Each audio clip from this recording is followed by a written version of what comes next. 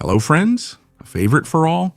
A mutant mosquito finds its favorite prey, a BM-21 Grad rocket launcher, and quickly sends it to join the Z Federation's cosmonaut forces. But don't worry, the crew only suffered minor injuries. A Pomsta unmanned systems unit operator from the 3rd Azov Assault Brigade scored a good catch by destroying a Z infantry armored vehicle equipped with the Vatnik reactive armor system. Too bad most of them ran away when they saw the drone. Maliki, they were too alert. This records the first destruction of a North Korean M1991 240mm multiple rocket launcher by a Ukrainian attack drone. Now, the first thing you might wonder is, what was the last thing that went through the minds of the orcs driving the truck? But to reassure the Russophiles who always watch us, they were not demilitarized, although let's just say they got a tan even deeper than Trump's. I can picture their faces as a 240mm high explosive rocket flew over their shoulders. The Ukrainian Air Force is increasingly successful at shooting down the Shahed drones Ivan sends nightly, thanks to the deployment of 2 batteries of the cutting-edge Skynex air defense system, developed by Rheinmetall. In this video, we can see how it effectively neutralizes, one after another, 6 drones from the Z horde. Rheinmetall calls the Skynex anti-aircraft artillery system the world's most advanced short-range air defense solution. Each Skynex battery includes 4 35mm cannons, a control post, and a radar station. The radar is responsible for the initial detection of the target and guiding the cannon. Additionally, each turret has its own radar tracker. It works with an electro-optical aiming system to improve accuracy against small targets. This multi-layered approach allows the Skynex system to respond to threats with precision and efficiency. If that wasn't enough, the cannon can target multiple threats at once with programmable airburst ammo, needing only short bursts to neutralize aerial threats. Target tracking and firing are carried out automatically by the integrated fire control processor. The operator just gives the firing order, and the system handles everything else automatically. This anti-aircraft complex can engage a wide range of targets, including drones, helicopters, low-flying aircraft, and cruise missiles. Unfortunately, the Skynex complex is static, so it is used to defend targets such as air bases and cities. Rheinmetall and the Ukrainians are integrating Skynex turrets onto Leopard 1 tank chassis donated by Western allies, which could indicate that there is an intention to deploy them on or near the front line during the coming year. And that's going to be epic. Buddy, hold on a second. We want to invite you to join Parabellum, since our community is what encourages us to keep moving forward. And if you're enjoying the video, consider leaving a like. This video is tricky. It shows 2 air defense systems of the invading Z forces activating party mode after being hit by 2 mutant mosquitoes from the 14th Regiment of Unmanned Systems on the border of the Zaporizhzhia and Donetsk regions. So far, everything is normal.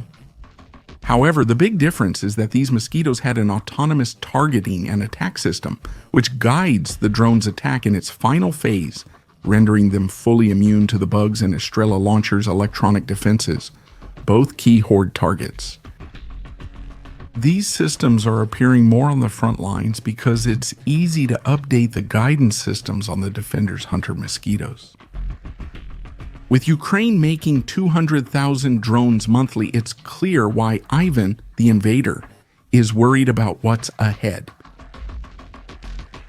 The Ukrainian Security Service announced on July 9th the arrest in Kyiv of Deng Jiangcheng, 24 years old, and his father, Deng Jiehua, both Chinese citizens.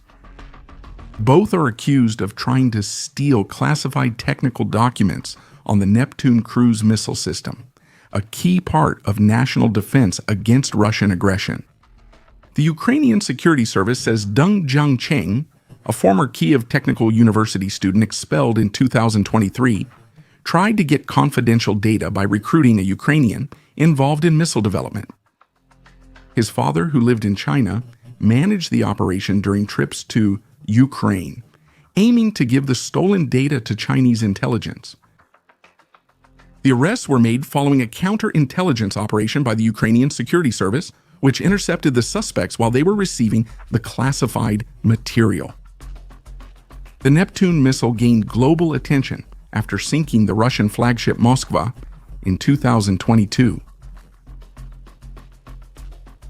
Developed by the Luch Design Bureau based on the Soviet cruise missile Kh-35, the system has a range of 320 kilometers and the ability to evade advanced defense systems, which underscores its strategic value. If convicted, the suspects face up to 15 years in prison and asset confiscation. This is a significant milestone in the ongoing demining operations in the Kharkiv region, thanks to the Danish-made iDreama mine clearance vehicle 910. To date, this advanced demining machine has successfully cleared more than 560 hectares of land, contaminated with anti-tank and anti-personnel mines, buried up to 30 centimeters deep. Equipped with rotating chains and a reinforced armored shield, the iDreama mine clearance vehicle 910 ensures the safety of operational crews while effectively neutralizing explosive threats. This achievement is part of Ukraine's larger demining effort, which has already cleared over 25,000 hectares. Although there are still more than 1 million hectares left to be demined amid the ongoing conflict, certainly this Danish system is a very useful tool for all the demining work that will need to be done after the war. In a British Broadcasting Corporation interview, David Arakamiya, leader of President Zelensky's party, recalled that on the first day of the Z invasion, the State Guard told Zelensky Russian special forces would surround the government building in under 40 minutes, giving them just 15 minutes to decide on evacuation.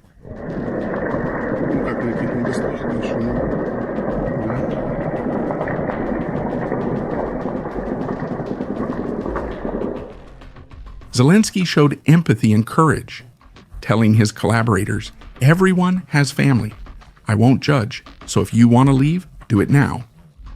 But after a pause, he also told them, "If we are not here in the government house, our people will lose hope and stop fighting."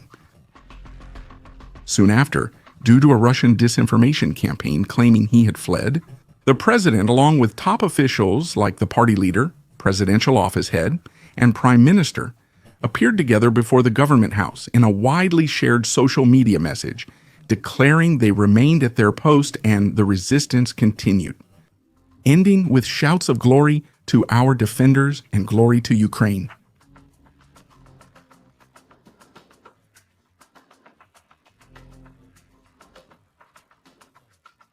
Zelensky's presence in Kyiv was crucial both symbolically and practically.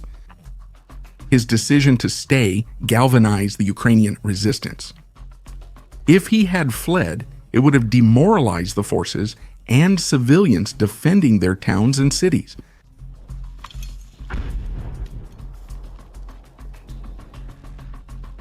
For those who want to see additional content, we invite you to subscribe to our Patreon, where for just $1 a month, you'll have access to exclusive content. Now, an important question: do you think the president of your country would have stayed to fight like Zelensky did? Leave your opinion in the comments. Don't forget to leave a like and subscribe to the channel.